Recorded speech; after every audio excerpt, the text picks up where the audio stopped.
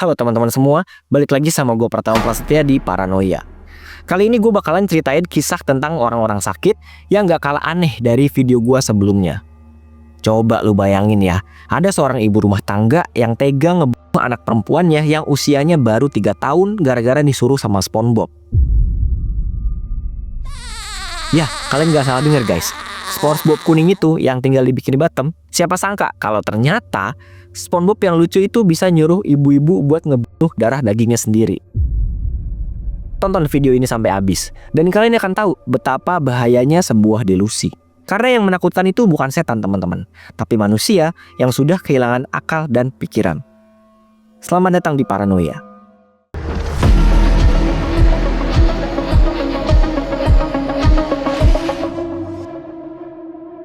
Di sebuah kota kecil di Michigan, Amerika Serikat, ada seorang ibu muda bernama Justin Johnson. Dia tinggal bersama anak perempuannya yang baru berusia 3 tahun, Sutton Moser. Nah, dari artikel yang gue cari, sebenarnya nggak ada data yang menyebutkan tentang suami dari Johnson ini, dari mulai proses penyelidikan, persidangan, maupun pas pengumuman hukuman. Oleh karena itu, kita anggap aja suaminya nggak ada gitu ya. Nah, balik lagi nih ke cerita. Kehidupan mereka ternyata lagi struggle nih teman-teman. Karena selama bertahun-tahun, si Justin ini lagi rehabilitasi mandiri untuk ngilangin kecanduannya terhadap obat-obatan terlarang atau narkoboy. Dari mulai heroin, kokain, dan juga sabu. Karena Justin sering sakau dan agak ribet kalau sambil ngurusin anaknya, akhirnya dia memutuskan untuk pindah dari tempat tinggalnya yang sekarang ke rumah orang tuanya. Di rumah orang tuanya, mereka tinggal rame-rame nih sama ibu dan kedua kakak laki-lakinya. Di titik ini Justin ngerasa sedikit lega gitu ya. Di samping dia lagi rehabilitasi mandiri, keluarganya juga ikut membantu untuk merawat dan menjaga anaknya. Tapi pemulihan ini jadi sesuatu yang menyiksa banget buat si Justin. Karena begitu dia berhenti narkoboy, dia mulai mengalami yang namanya insomnia berat selama berminggu-minggu. Karena saking kecanduan, badannya jadi nggak bisa dengan mudah menyesuaikan dengan perubahan yang ada.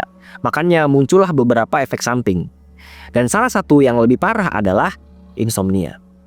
Jadi kalau kalian tahu ya, ketika kita tidur, otak kita itu sebenarnya lagi bersih-bersih informasi. Jadi informasi penting di otak kita, kayak cara berjalan, cara mengendarai kendaraan, bahasa yang sering kita ucapin sehari-hari, itu semua mulai dipindahkan ke memori jangka panjang. Makanya kita bisa ingat terus sampai kita tua nanti.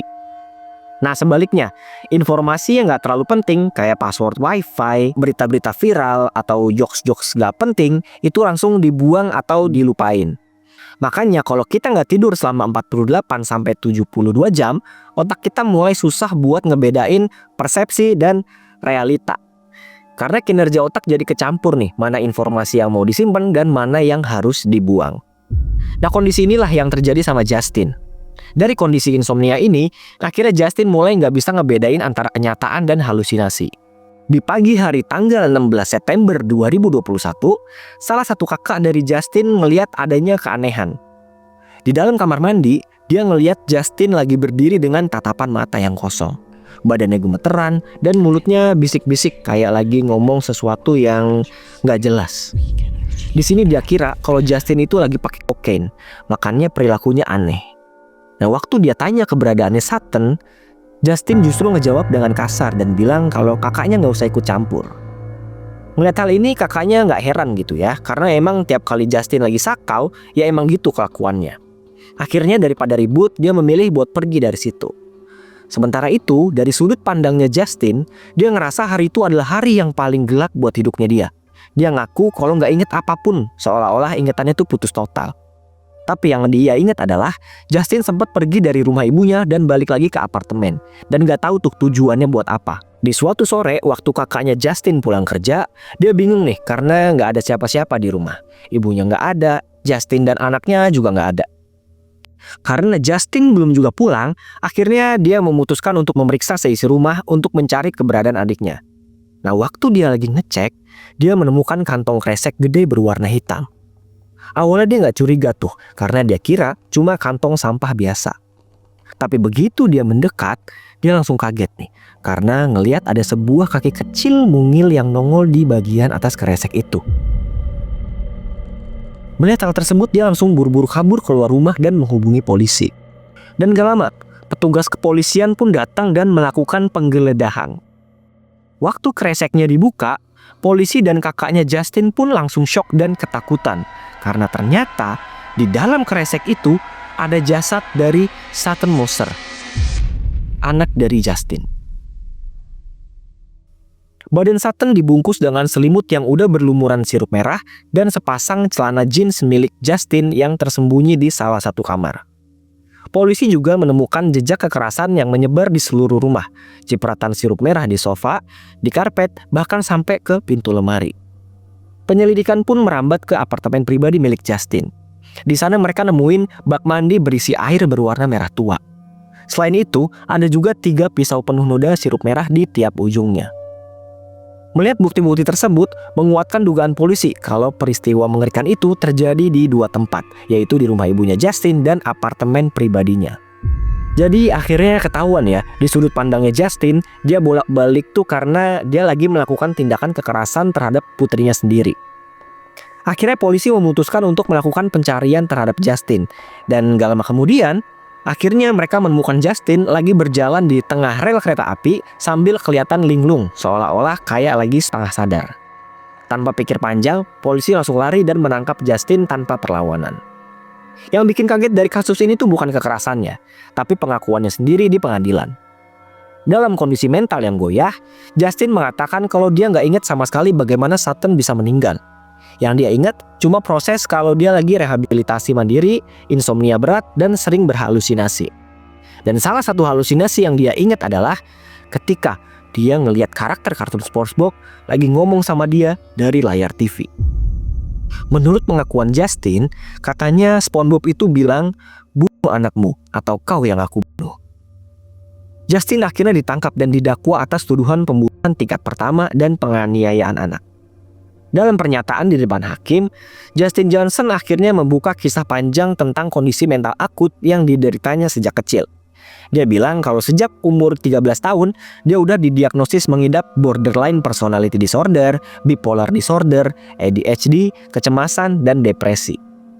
Nah, semenjak saat itu, dia mulai menjalani pengobatan untuk menekan penyakit mental yang dia derita. Ya namanya kondisi mental itu ya, nggak bisa benar-benar disembuhkan. Cuma bisa ditahan pakai obat-obatan dari dokter.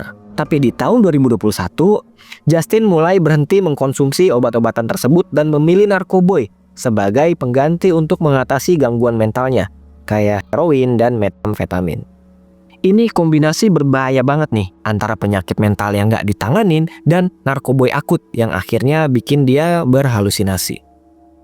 Menurut pembelaan dari pengacara, Justin gak bersalah karena dia mendapat bisikan dari kartun SpongeBob dan mengancam akan menewaskannya kecuali dia menghabisi anaknya sendiri. Karena halusinasi inilah, makanya Justin percaya dan melakukan tindakan yang di luar dari kesadarannya. Hampir 2 tahun setelah tragedi ini, Justin bersaksi di pengadilan kalau selama 1 tahun 8 bulan belakang, dia lagi menjalani banyak sekali terapi. Bukan cuma karena gangguan mentalnya, tapi juga kesedihan karena sudah kehilangan anaknya sendiri. Di titik ini dia akhirnya benar-benar pasrah gitu ya sama apapun hukuman yang dijatuhkan kepadanya. Dia mulai meminta maaf buat Sutton, keluarganya, ibunya, dan kepada pengadilan. Tapi yang paling menyedihkan dari pernyataannya adalah bahwa dia benar-benar nggak inget apapun soal kejadian ini. Nggak tahu kapan kejadiannya, di mana kejadiannya, dan bagaimana dia bisa menewaskan putri kecil kesayangannya itu. Mendengar pernyataan ini, spekulasi pun akhirnya bermunculan nih dari para netizen. Banyak yang heran, kok dia benar-benar nggak bisa ingat kejadian itu? Apakah beneran dia disuruh sama SpongeBob dan sebegitu kuatnya kah bisikan-bisikan itu sampai bisa menggerakkan niat dan pikiran manusia? Tapi ya mau gimana pun, Justin tetap dihukum sesuai dengan peraturan yang berlaku, yaitu hukuman penjara seumur hidup. Ya kalau dipikir-pikir mungkin aja si Justin ini ngarang cerita ya. Karena kalau tindak kriminal atas dasar gangguan kejiwaan bisa mendapatkan hukuman yang lebih rendah daripada orang-orang yang melakukan pembunuhan secara sengaja. Makanya banyak spekulasi bermunculan, bisa aja dia ngarang biar nggak dipenjara seumur hidup. Tapi ya mau gimana pun sampai saat ini kasus ini tetap jadi perbincangan hangat dari para netizen di Reddit. Apakah dia beneran dapat bisikan atau emang dia lagi stres aja karena kondisi rehabilitasinya? Itu tadi kasus dari seorang ibu yang lalai akibat penanganan gangguan mental dan kecanduan obat-obatan yang akhirnya bisa merenggut nyawa putri kecilnya sendiri. Ini adalah pelajaran buat kita, gimana bahayanya gangguan mental kalau nggak ditangani secara serius. Terima kasih buat kalian yang udah nonton video ini sampai akhir. Kalau kalian suka, boleh like dan juga subscribe. Dan kalau kalian mau bahas kasus atau kejadian aneh, boleh tulis aja di kolom komen biar gue bisa ceritakan ke kalian. Terakhir, gue Pratama Prasetya pamit. Mohon maaf kalau ada kesalahan kata dan perilaku gue. See you on the next one.